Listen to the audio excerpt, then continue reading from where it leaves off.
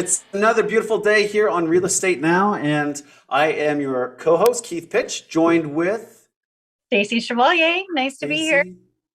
How are you, Stacy? Good, thanks. Another Let's, beautiful day in the neighborhood. it is. Yes, I'll zip up my sweater. So recently over here, we just had a big windstorm come through. Did it hit you guys too? I have been head down working so much. I believe it did, but I didn't even really notice. So sorry. Awesome, awesome. Well, we'll just let that one blow over. Bad pun And why are we intended. working All so that. hard right now, Keith? What is going on in the mortgage market? What is going on in the mortgage market? Well, we got a great show starting, and before we jump into that show, we do have to talk about the elephant in the room, right?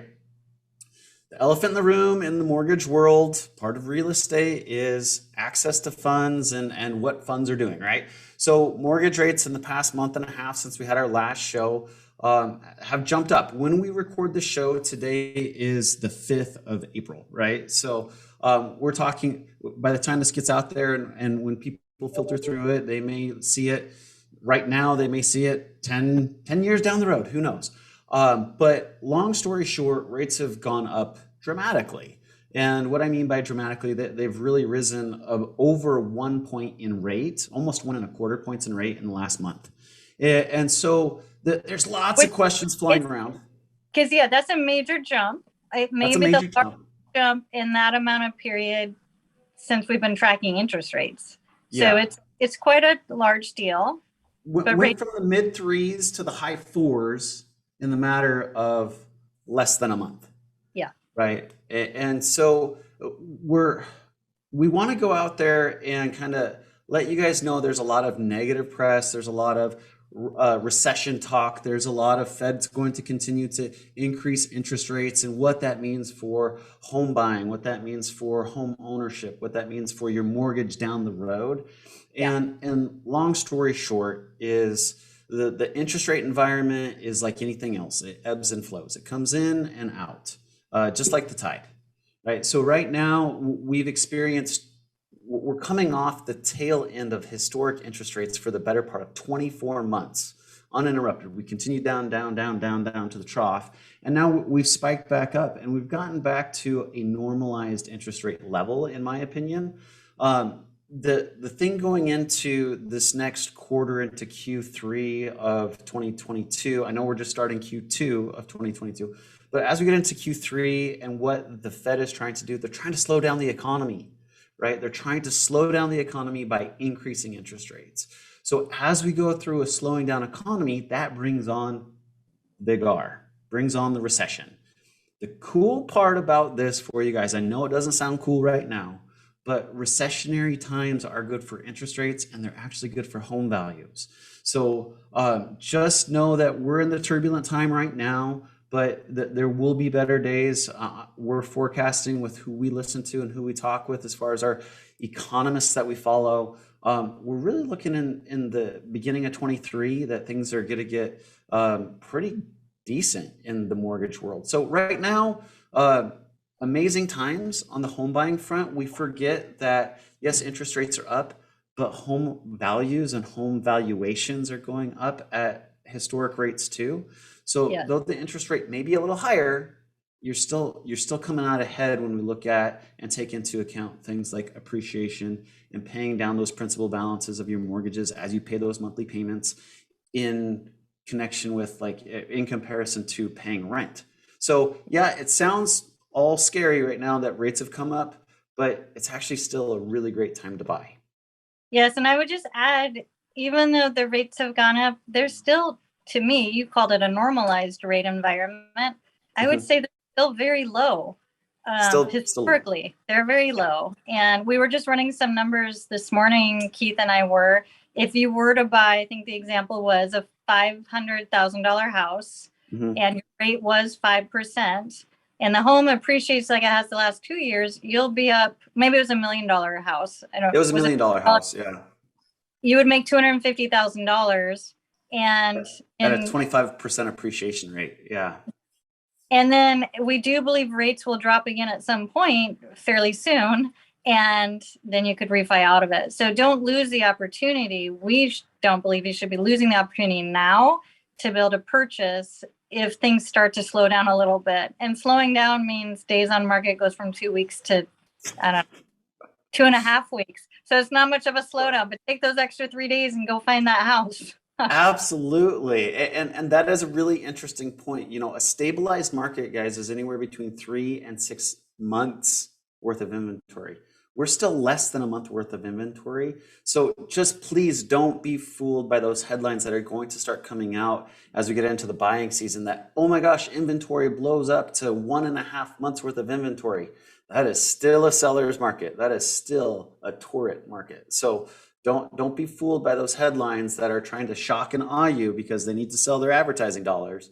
Just know that stay the course, time in the market, and making it happen is really the best way to approach it. And what I mean by making it happen, sit down with a licensed mortgage professional, sit down with a licensed real estate professional, and understand what's really going in the market as opposed to a drive-by headline.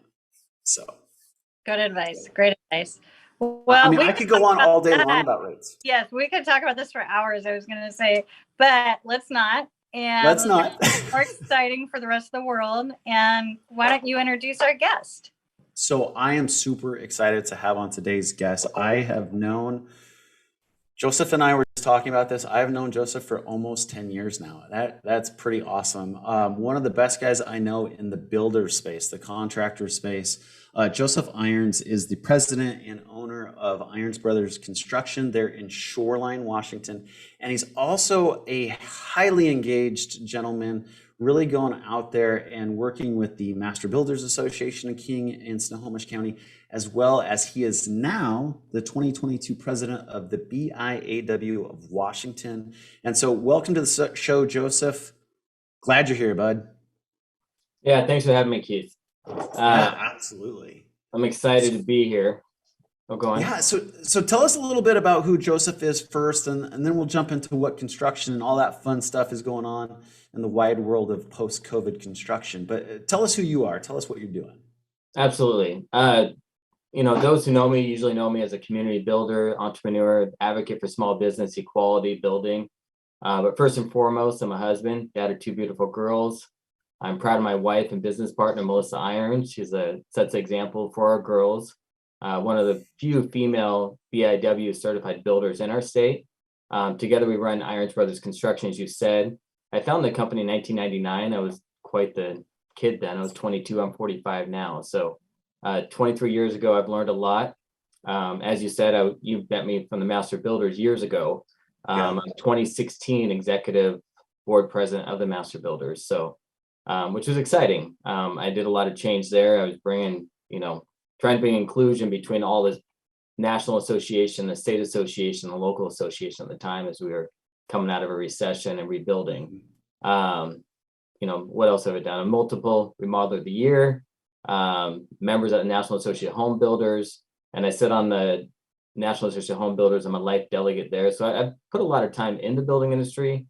I mentioned Certified Builder. BIW has a new program out. Well, it's been out for a little while, but getting a lot of traction. The Certified Builder program, making sure, when you vet someone, that they actually got vetted through the BIW. Wow. References and a few other things, but I think that later. But yeah, I have fun. President, what are you president of this year? I think Keith mentioned you're something for 2022. The Building Industry Association of Washington. So it's a state association for builders, remodelers, associates. Are you aware of the BIW? Want me to tell you a little more? Tell us more. Absolutely. The audience will want to know. Yeah, so it's a statewide trade association, I think the largest one out there.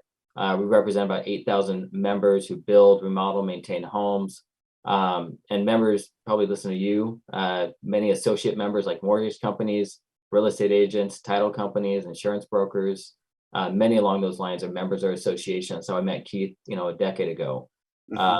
Members simply join their local home builders association. If they're out in Spokane, they're join the Spokane Home Builders Association. In my area, they join the Master Builders King and Snohomish County Association. They become a local member that gives them access to that they are automatically a state member of the Building Industry Association of Washington. And if that's not enough, we throw in the National Association of Home Builders membership in with that. So But one of the largest home builders association in America. We always want to champion the rights and fight for affordable housing at all levels of government, including the courts. So we end up fighting sometimes the governor on issues that, are not friendly for the home building environment. We also provide a lot of award-winning education for, our members have a strong workforce. So can you give a little detail, like what might you be fighting against? What's just one example or two examples of what that looks like? Because I don't necessarily know that most consumers would know that builders are actually striving and fighting to keep costs down for the consumer. So a lot of stuff's legislatively. We just had a couple, well, I don't know if I can get into too much details on lawsuits, but we definitely just, yeah, we had one recently where we were, fighting to make sure we had representation at the code council from an industry represented the residential home building side. Another one was a dock fee that we had a lawsuit in to make sure that they're reasonable and they're affordable and not just and they're going to what they're supposed to be used for.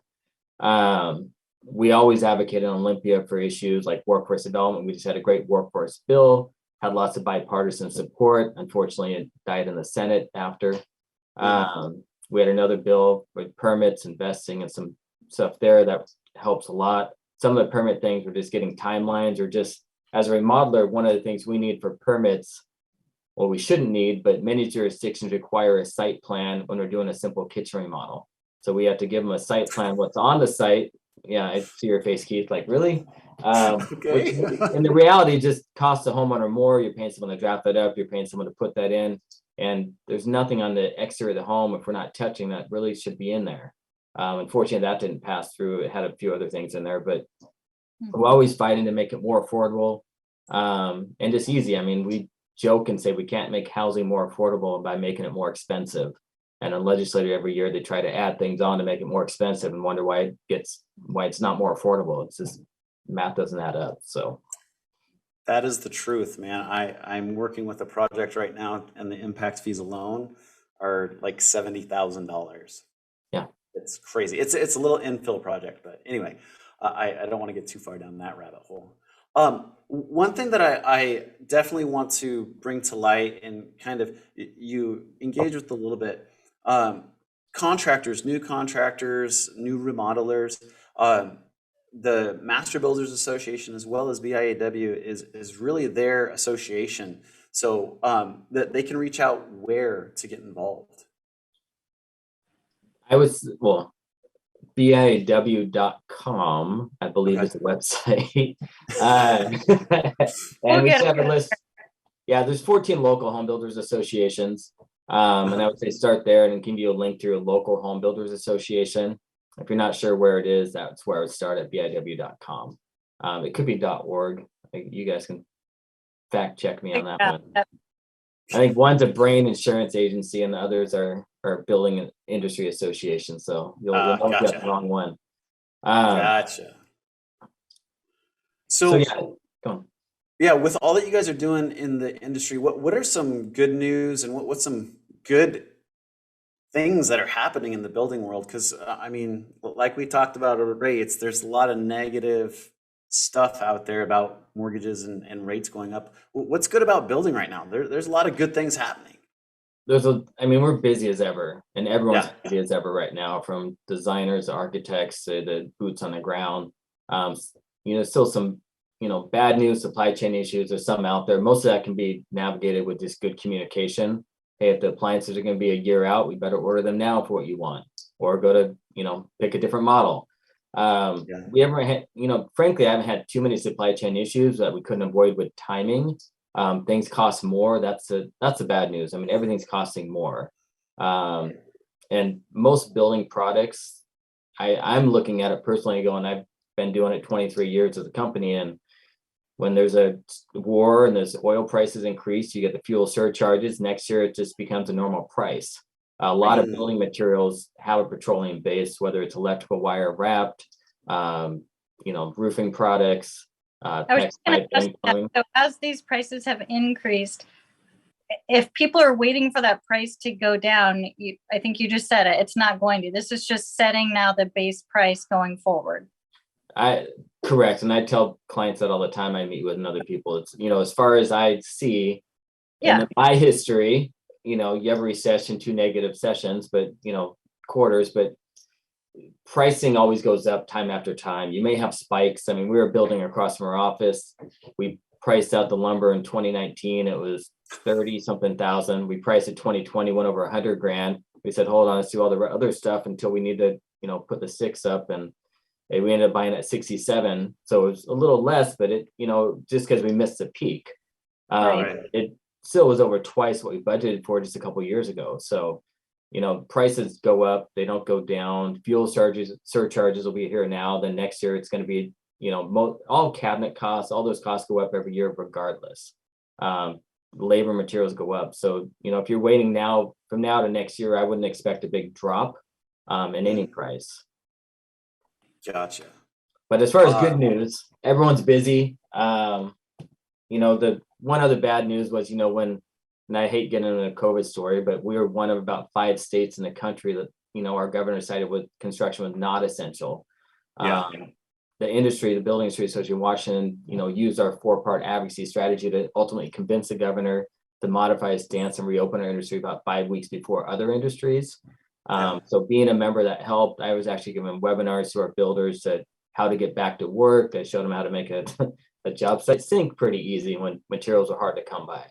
I was giving webinars telling people, hey, if you can't work safely, don't work. So, I mean, that's always been my stance. We have a huge retro program at the Building Industry Association of Washington, the oldest and largest, I believe, that, when we pay our L&I workman comps and someone's a member and they're a member of that program, they typically get a rebate back. And the average the past few years have been like 40% back. So let's say you spend 10 grand on your workman's comp, you're getting 4 grand back at the end of the year just for becoming a member and being involved.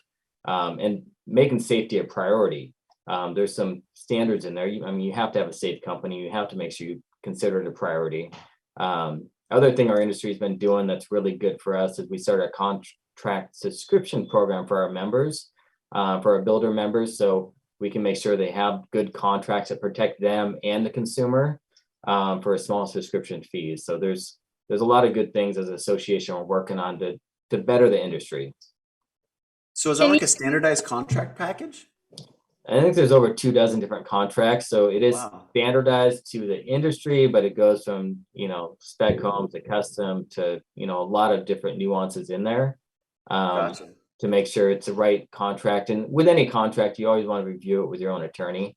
But it gives you a starting point. And I've talked to builders around the state that have been using the same contract for over 30 years that they're like, thank goodness you have this program. I've been waiting to see what's good, and it's vested through attorneys that specialize in construction in our state. It's not just go to Office Max and this is good, but not in Washington.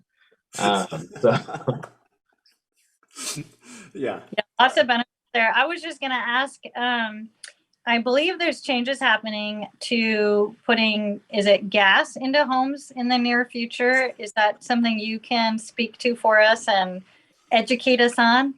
And Keith is laughing. I don't know why, but it's a tough conversation. And I sit actually on the climate change task force at National Association of Home Builders, where we're trying to, see how to implement more, I guess, green strategies into new home building. And I'm all for options.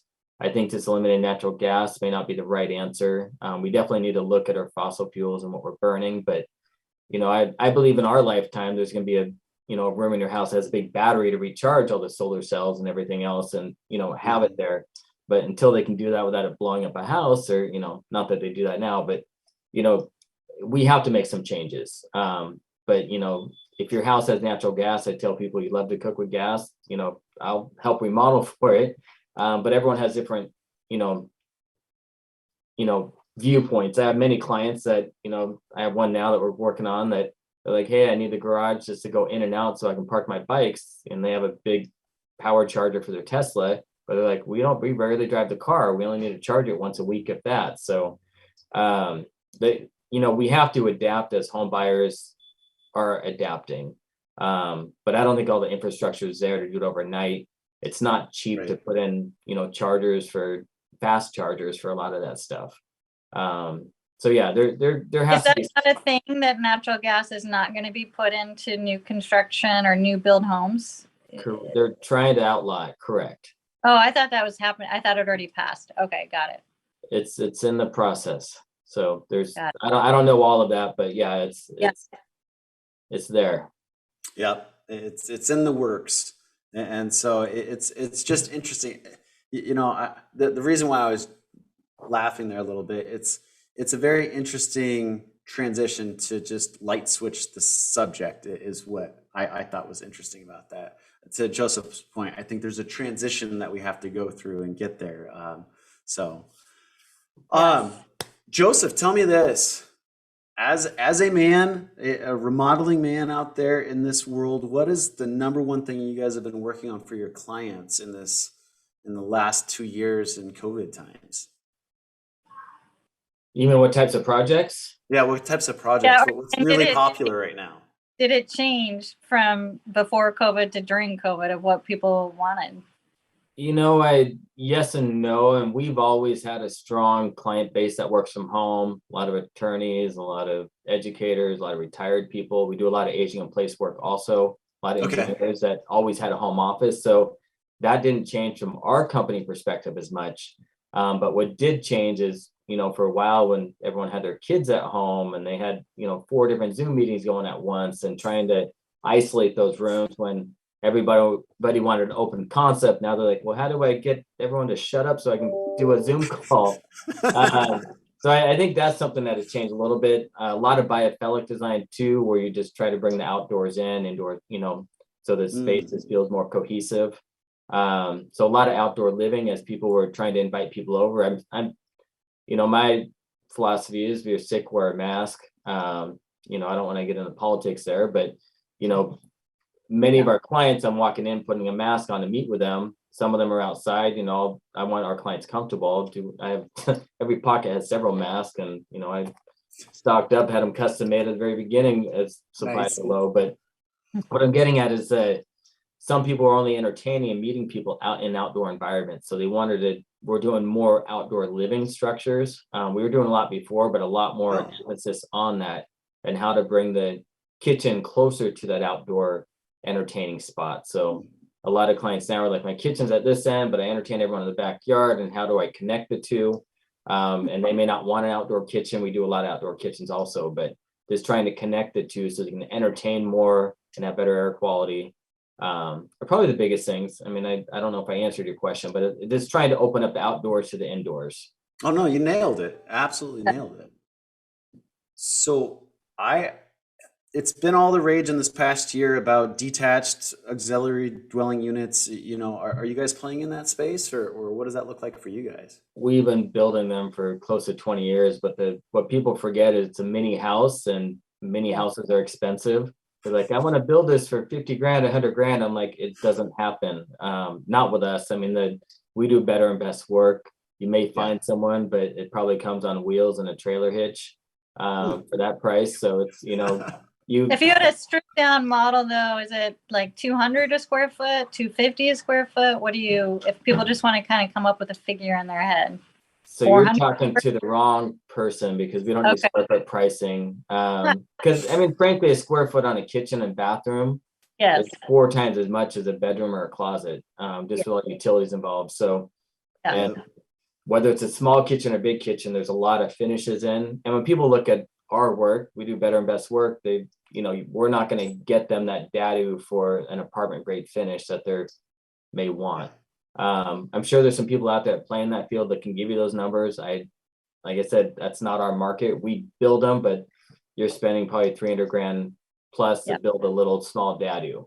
And yeah, all depends on finishes. Always a little does. Always does, right? Yeah. So and what is the square generally on those? About 1,000 square feet? They're going to be 800 to 1,000 depending on jurisdiction and location. And I mean, there's different factors in there. Seattle has a great market for them right now because they're allowing 3 units on 1 lot. So you can build a house and 2 dadus on it and rent them all out. So it's great because it's providing that need for that middle housing that we don't have. Right now, we need that middle housing product, as you were saying, the inventory is not there. We don't have enough inventory, to supply what the demand is out there. And Seattle, where I'm at, has a very diverse marketplace, from the ports to agriculture to a thing called Microsoft and Amazon and all this other stuff. So, yeah, I think it's very clear, if you've been building these for 20 years, they're just going to get more and more traction. I think Kirkland has passed some allowances on them. Tacoma now has jumped in, so it's going to start expanding. It's not in your county yet. It eventually should get there. There was at least, I think, 3 DADU bills ran this year that they didn't get through, but they were there to try to make it more streamlined, for the state. So it was at a state level, but local government hates it when the state gets involved in local government. But there was some good stuff out there that would have been, good for our state to provide more middle housing. It's sad when you have good bills that don't pass. There was a lot of good bills out there this year that didn't pass. Like I said, there was at least 3 of those that dealt with that sort of middle housing and DADUs. Some was removing the owner occupancy requirement, which I think is great, especially as a lender. I mean, you have a different market when you don't have to require that owner to live in it. And I think a lot of jurisdictions didn't like that, but the reality is you need to change with the future. You need to have a lot more. If you don't want the houses to keep going up at the rate they're going, and not be affordable anymore, you need to give some affordable options. Can I ask a follow-up question to that? Did any of the constituents that voted no on those bills, did they give like explanations or alternatives to that middle housing, or were they just saying not in my backyard, and they want bigger lots and bigger? They want a community to look different than what probably a community needs. And most, I believe density should be on major highways and infrastructures and light rails. So you should go density down from there. I think some of the people are scared to have it on a big, acre lot in Briar or somewhere. I don't know, but not just throwing it out there. But the reality is no one's going to build them there anyway. They want, people are going to want to be close to transit, close to community. Like I was saying, my clients that want to ride their bikes, they don't want to ride from the middle of nowhere. They don't mind riding 7 miles downtown, but there's a limit to how much someone's going to bike commute every day. Right. But no, I don't know all the reasons for no. I just know that there was a lot of good stuff out there that didn't pass. Some things, unfortunately, I think were partisan lines also.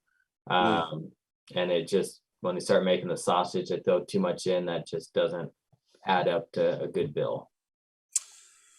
Yeah, that's one of my pet peeves. It's like, can we just have like singular use bills?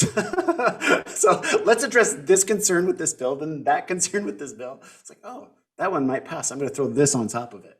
Yeah, and sometimes it's good. We actually added on to a workforce development bill. That started in the House, and it's one of my top priorities this session to get the bill to expand graduation pathways to include performance-based pathways, which are construction. And the bill would have helped us develop new pipeline for students invested in working in the residential home building. But like I said earlier, it passed the House but died in the Senate. So we got it amended, so it went on the House, but then it went in the Senate, and so some members didn't like it for whatever reason because they felt it took away from the college population.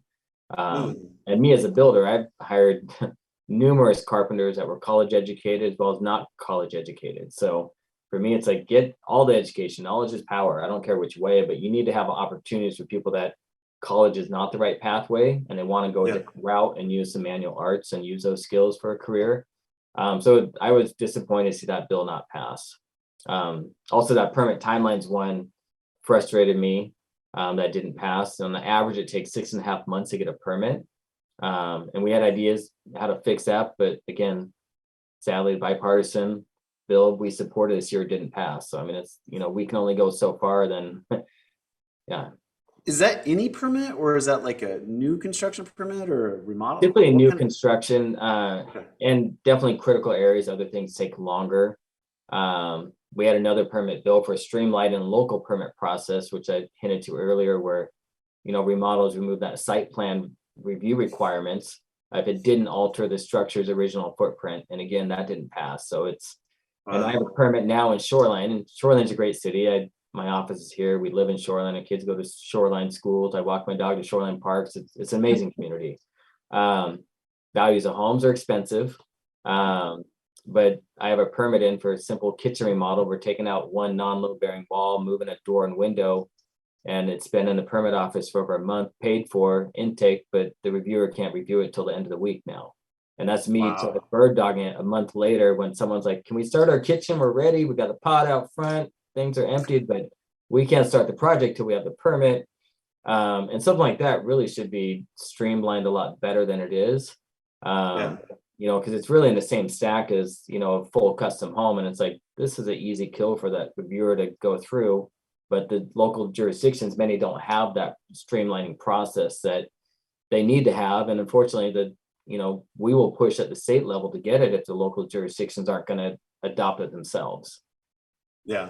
But if someone is thinking of doing a remodel in their kitchen, we'll use the same example, and it's an older home, they do need to bring that home up to current code. Is that correct? So there could be added things that it's not just what the kitchen looks like, it's going to be behind the walls and what needs to happen. Or is that right or wrong? You're wrong, but Okay. You're right too. No, so I mean, any work we're opening up, we have to meet current code, and every jurisdiction is a little different. Like the city of Shoreline, I'll pick on them a little more because it's my backyard. Any interior remodel for a kitchen or bathroom, we have to add smoke detectors throughout the house and carbon monoxide detectors. Most jurisdictions throughout the whole house. So every bedroom, the hallways, you know, adjoining them. I think it's actually a good thing because codes are there for life and safety, and it's relatively inexpensive now that they're wireless. When they were wired, it was pretty spendy. Few $100, you get a lot. You have a much safer environment. But back to your added, you know, if you're replacing kitchen cabinets, counter, not changing locations, you really don't have to bring anything up to code in most jurisdictions because they're not permitted things. You start changing locations and you start opening up walls, that's when most jurisdictions are going to require a permit. So on a kitchen remodel for us, we get the walls, and pretty much all we do is full guts, and we're, you know, it's electrical permits, plumbing permits, HVAC permits, building permits. And even if we add a sink or add a fixture, then we need a water certificate saying there's water availability. There's a lot of layers to remodeling a house professionally. For sure. So if you do a full gut job and it's knob and tube wiring, I'm a little confused now. We do need to replace that, or you don't? You just leave it? So we would replace it. My understanding is if you get an electrician to come in and say that it's fine, you don't have to, but I don't know an electrician that would rather to write a letter saying it's all good. All good. Especially when if it's open, it's the time to do it. So I mean, the reality is codes are minimums, not maximums. If someone's, you know, doing just code, they're just barely passing. I mean, our work, we exceed code in many ways.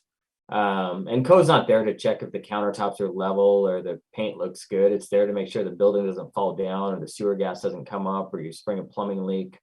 You know, earthquakes, and, you know, they're more that infrastructure. So if someone doesn't want to get a permit, which scares me about some of these permit bills not passing and making it easier, because now you're sort of encouraging the underground economy to do more work non-permitted. That doesn't help anyone, and many homes. So, and back to your question, do you have to bring it up to code? If we see something that we know was never legal to do, it doesn't get grandfathered in going, we can ignore that. No, an inspector's gonna say that was never legal. This was not okay to do. You need to update that. We do a pretty good feasibility that we're able to advise our clients well before we're into construction about what we expect to have happen. Doing it over 2 decades and working on the same housing stock, we know a lot of what to expect. There's some unknowns. I mean, we've had some rodent issues or extensive rot, but for the most part, we can tell that on a good feasibility if someone's putting the time in to plan that project ahead of time. And Keith, maybe just tie off this in a bow with permitting on the finance side. If someone should have gotten a permit, Like what happens on the mortgage side if they're now wanting to buy that home? Oh, are you referring to the garage conversions that now are square footage in that Yeah, purchase? Is that what yeah, you're talking that, about? yeah. Yeah, There's many, you that's probably are chuckling about this one too, Joseph. We see lots of interesting appraisals. And so what happens a lot is folks go out there and encapsulate their extra 200, 300, 400 square foot garage and turn it into living space. I'm using air quotes here because it's not Conditioned legitimate. space. Yes, it's additional space. Mhm. So those, if they're not permitted, the appraiser calls them out and says, "Hey, you got to prove that this conversion was permitted, and if it wasn't, then it can't be counted in total square footage." And it really then that let's call it 2,500 square foot house is now back down to 2,100 square feet, and now you have value issues, and it creates a whole cluster. So if you are looking at those houses that has that do-it-yourself look in the garage as far as that conversion is concerned, it is a red flag. You should talk to somebody about it before jumping down that rabbit hole and making that offer that waives all your contingencies and releases all your earnest money to the seller immediately. So I think that's where you were leading me, Stacy. Correct me if I'm wrong. Yeah. So, Yeah, it's fascinating. I mean, I understand it's less expensive, but it is fascinating on the mortgage side as we see all these homes. And if you can, it's preferable to go through a professional service for sure, and to do it correctly with permits. Joseph, is there a way people can look up permits on a house? There's always a way. You can always put a public disclosure request in, but most well, not most. I'll pick on shoreline. You type in shoreline permit reviews. You can look at the address. You can find you can find out what permits are current, what were latest on there. Okay. Typically what we do, we work in King and Snohomish County, primarily North King County, a little bit South Snohomish, and we pull the assessor site, and King County actually lists permits at the bottom on that assessor report. So that's, we'll go back so far, not to microfilm days. But it definitely helps and see what's most recent. And as you're talking about garage conversions, we do those all the time. The 2018 energy code that went into effect last February that got pushed down the road quite a bit because manufacturers weren't making the products we need at an affordable rate to actually do the construction, is in place, and we do those all the time. Convert a garage to a master suite as long as we have parking and primary suite, parking on site. But as far as nailed it, Joseph, you nailed it, man. Yep. But as we're remodeling those, I mean, it's bringing it up to new energy code. Anytime it's a non-conditioned space, a basement or a garage that we're trying to condition, you definitely want to get a permit. And I speak at home shows about that, benefits, designs, and when you design help or permits. And if you're converting a space that's not conditioned, you want to make sure you are doing it right. Like I said, the new energy code makes it a little more tough because you need some energy credits, and it's not easy without basically putting a furnace or a mini split or some sort of mechanical system in gets us the most credits, and helps with those things. Can you explain a little bit what you mean by that? The energy credit? I could, but we'd be here all night. I don't even get all the energy credits, to be honest. It's a worksheet that we have to look, based on the square foot, based on what we're doing. And we get credits from insulation. But do you need a certain credit to get a job started, even like in that? New construction, it's pretty black and white what you need. Remodels get a little tougher, especially when you're converting existing square footage of a 2x4 built structure. Many times we have to put in spray foam and a mechanical system to offset and get enough credits just to be able to get the permit. Wow. So it's a base requirement that went in February 2021. It's a 2018 energy code. It took 3 years to get it implemented. COVID is one issue, but it was mainly because suppliers aren't making them. We have one of the strictest energy codes in the country. And when Washington State says we have to do it this way, manufacturers look at 14 other states going, well, they need it. Does that make sense for us to build that product? But it's getting more and more readily available, but it's still not inexpensive. But it definitely makes the operating cost of a home go down with all the energy updates. So as far as the mortgage side, the operating cost for the end user is better. But back to you were talking about when you get permits or not. And when I tell people at the home shows, it's funny how many people come up after either work for government, thanks, that was great, or the ones that go, how do I legalize an addition I did after? I'm like, not easy. So it's a good question.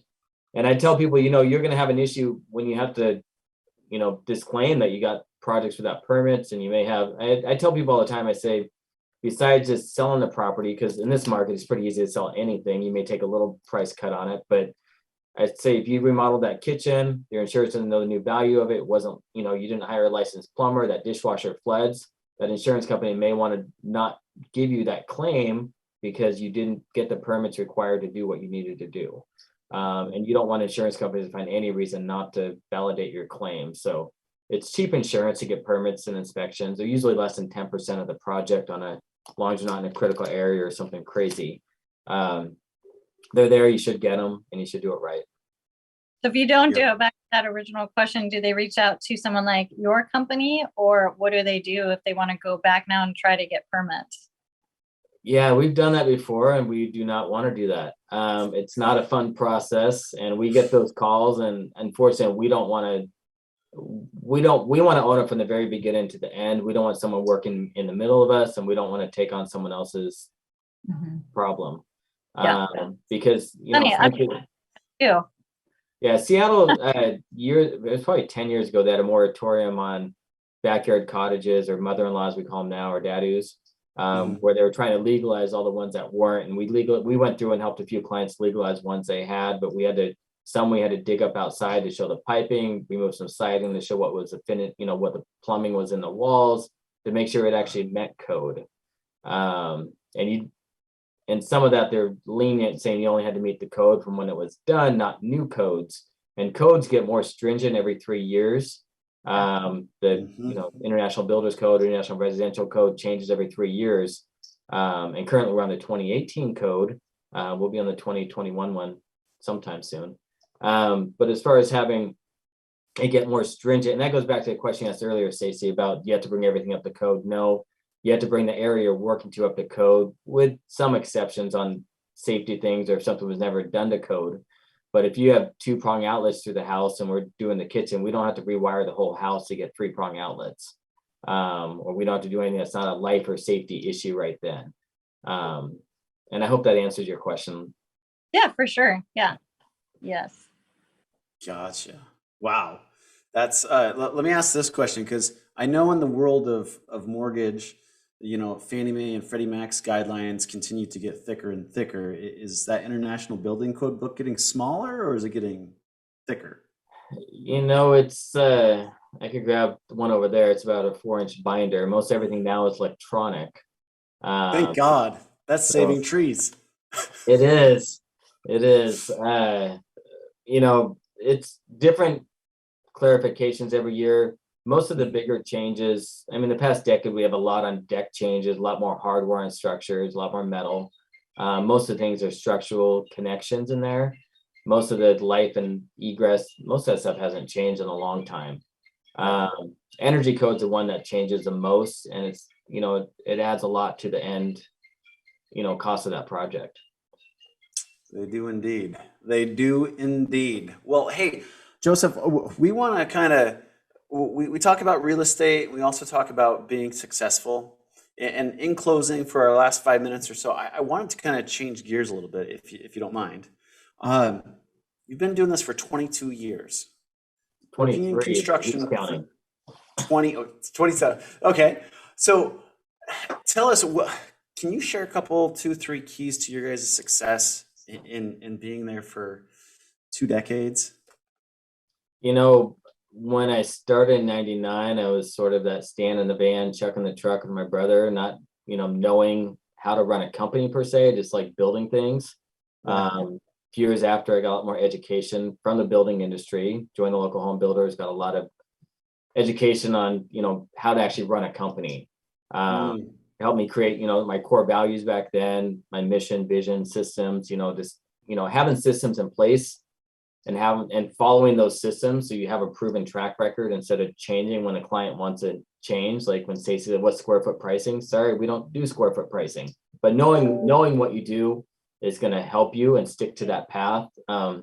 Having that strong customer focus, and knowing who our audience is, and knowing, hey, we can't build you that dadu for 50 grand or 100 grand. That's not what we do.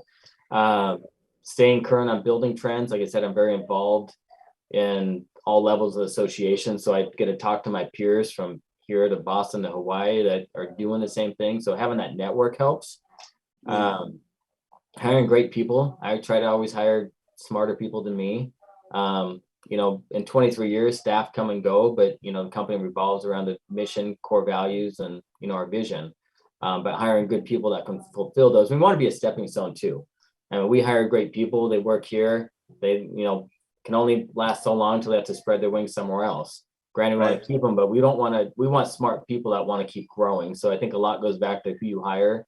And our team is not just our staff, but it's all their subcontractors. We support a lot of local businesses, from vendors, suppliers. We support a lot of local businesses. So, whether it's our CPA or accountant or bookkeeper or, the electrician or drywaller or cider, electrician, roofer. I mean, they're all local people and companies that we want to support.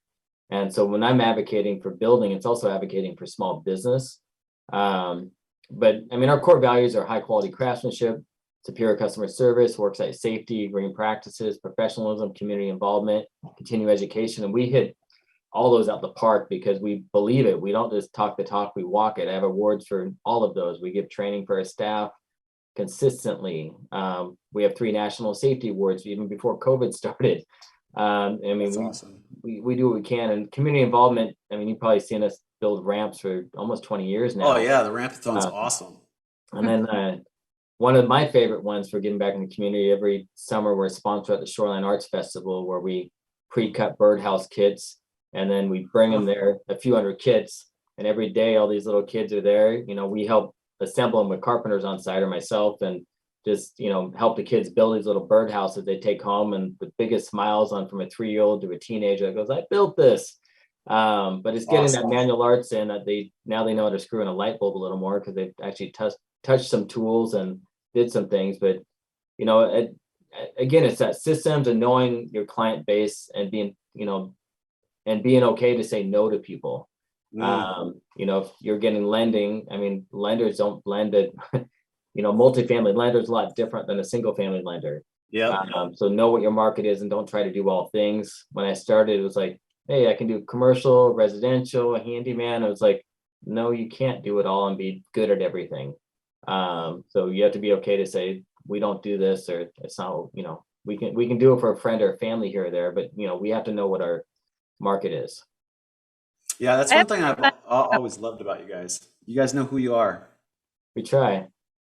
That's good. I have one final question from my side. I'm actually in the middle of a massive remodel, studs down for an entire house. So I'm currently in a rental, but so I know a lot, but I've learned a lot through this process, and I definitely, I am in the industry too, and I worked for a builder, and I've learned so much in the last 6 months. It was shocking to me. So I just hope viewers out there take advantage of all the information you've given us and shared with us. And I was going to ask you a question, and now, of course, it's out of my brain. So, and Stacy, I'll just say, I know you worked for one of the largest home builders in our state for like 20 years, but building a house is a product and remodeling is a service. And that's something some people forget. I'm glad you were smart enough to move out while the project is going on. It's more efficient and less likely to have added costs of the daily updates on site. What's going on here or there? So sometimes so we are with a local family-owned company as well. They've been around 80 years. How do you? We were introduced to many builders that were, I didn't really know, but they were less expensive. They were less, they just didn't have quite the same. Like who you serve, how you're going to serve them. It's very organized. It's kind of the company we chose to go with because it was just more clear what we were getting ourselves into. I also have friends that got just in a mess, right? The contractors just left in the middle of their project. How do you recommend people vet out a good company? Communication's key. I can tell you, we get about 1,000 qualified leads a year, and we only do, 40 to 50 jobs. So 95% of people that we talk to, we can't help, or we, just not a right client. But I tell people, interview 1,000 people. I'm not one that says, find 3 bids and the middle one's good. No, that's a horrible idea. Interview who you feel comfortable that's going to be in your home and you're going to trust. With most people, the largest investment is their property. So it's a big investment, big leap of faith, but trust systems, trust, interview and dig in more. But like you said, you paid a little more. It's always going to be more to go with a company that has a brick and mortar shop that has a solid warranty than chucking a truck or stand in the van. But they're going to be there and they're going to have a system. They're going to have a schedule. But I mean, ask them, hey, how are your schedules? And for those people out there at ironsbc.com, we have a consumer tips page that you can find more. We also have a birdhouse building kit on there for education that you can find for your kids. But interviewing, I would say interview and talk to as many people and look at the systems they have. And people that do light projects, don't hire a deck builder to do an addition. Don't hire a deck builder to do your bathroom remodel if they have no experience in it. Make sure they have a proven track record in the type of project you're doing. And just a gut feeling. If you don't have a good gut feeling, move on. I mean, your gut's telling you something. So that's sort of hire local. I mean, that's probably the closing there. Find local. So if someone's, for us, we'll be at the Seattle Home Show, and I'm probably taking a little too long for Keith here, but Seattle Home Show Remodel Expo, where we participate at, but we have people coming down from Bellingham or from Tacoma or Gig Harbor trying to hire. And it's like, sorry, we don't work south of I-90, north of 405. You want to hire someone local. So if there's an issue, they can deal with it. They can deal with it on their way home. It's a 5, 10, 20, 30-minute commute, not an hour or something each way. So hire local that they have experience in that community. So great advice. Yes, love it. Joseph, you could have been our Loan Depot ad. We say the exact same thing. I was going to say, how can we correlate that the lowest rate might not be the best decision compared to the lowest contractor? I mean, I hope that most consumers understand that the lowest price with remodeling a whole home maybe is not the best decision, but interest rates, we still got to work on that one. You're giving people too much credit, I think, sometimes. And the crazy thing is when I see people and they're interviewing saying, well, I had this, I'm like, we do it for a living as a professional. We know what to look for. And if somebody, even a mortgage, they exclude something, maybe they don't, exclude whatever fees on there, 1 or 2 points on something, that's a big deal, or it's included.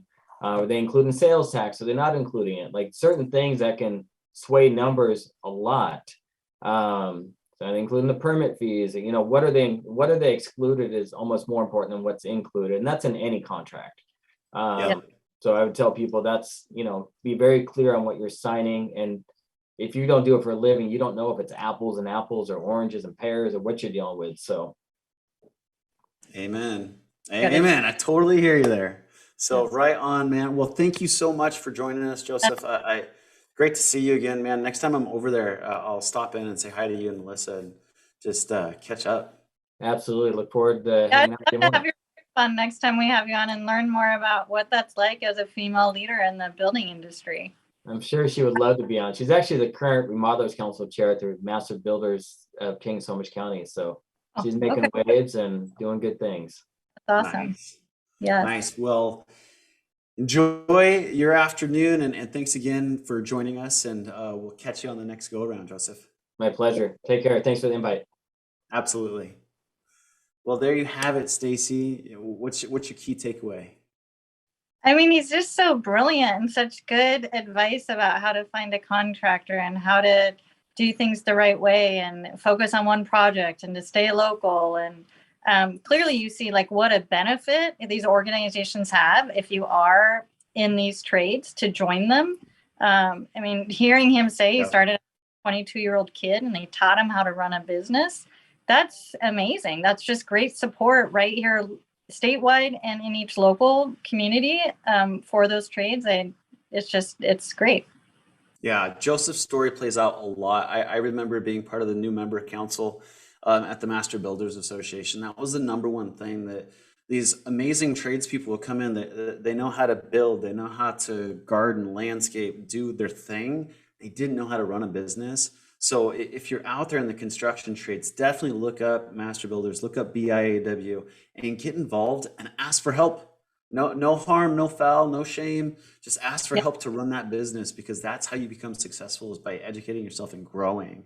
The one, and I love why part of this, right? I worked with that large builder, and we only had maybe one female superintendent, but it's just a great profession for anyone. So I just encourage, if you are female, to if this is something your heart's tugging at, to go ahead and do it. There's people out there to support you and be successful in this. So, and there's amazing organizations out there. Also, part of the Master Builders is the Professional Women in Building. It's an amazing organization that women that are interested in the trades, there's this place for you. Just go get it. One thing I have to say, Joseph's dime that he dropped, don't get 3 bids and take the middle one. That is like that's life moral. That's terrible advice. Yeah, go find the professional. This is for anything that's going to be able to accomplish what you're trying to accomplish. That's who you should put your money in. They may be the most expensive on the board. But it's the person that you have the confidence in getting where you want to go. So, and then they might not even be most expensive at the end of the day, right? Like if you correlate it to rates, the rate may be higher, but you might be talking to a professional that understands how to move some money around, pays things off, that taking that high rate actually gives you a lower monthly output of debt. So don't just call around and just ask for the lowest contractor price or the lowest interest rate price. Talk to that local professional and have someone walk you through all the options, because there's many of them. So powerful. Because one thing that a lot of people in the mortgage and real estate world aren't taking into account in that cost analysis is, what if that person that you sign up with fails to get that mortgage closed, and that non-refundable $200,000 worth of earnest money you put on the table goes bye-bye? Yes. Now what happens, right? So it's powerful advice. And I'm glad we had Joseph on today. I hope you all can join us next time. We will be having on our special guest, Todd Bookspan. Keith, do you want to give some background on our friend Todd? Todd is awesome. Todd is a fellow professional in the real estate industry, and he has put together a pretty awesome sales technique of winning by noon. So if you want to get all that stuff done, all that important stuff, that urgent stuff and important stuff done, and be on with your day and win by noon, get it all done by noon, join us next time on Real Estate Now.